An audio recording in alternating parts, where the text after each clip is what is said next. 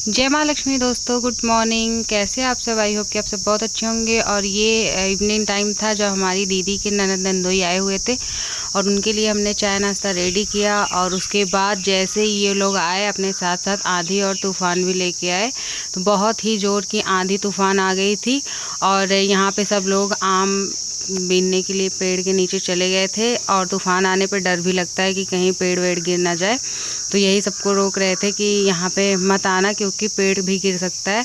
और यहाँ हम और बिट्टी हवा से खूब इंजॉय कर रहे थे। और उसके बाद आ गए थे घर में, तो इनके ननद नंदोई आए थे और उनके दो देवर भी आए थे। वो लोग आम खा रहे थे और उनको हमारे बगीचे का आम बहुत ही ज़्यादा पसंद आया। और यहाँ मेरी प्रिया दी और उनकी ननद और मेरी दीपू दी सब बैठ के बातें कर रहे थे। फिर उन लोगों के जाने का टाइम आ गया था, तो हम लोग चले गए थे रोड पे उनको छोड़ने के लिए। और वहाँ से छोड़ के आए तो हम सबके लिए बनाए पनीर, क्योंकि हो गई थी रात। मिलते हैं नेक्स्ट वीडियो में। बाय बाय, टेक केयर और जय माँ लक्ष्मी।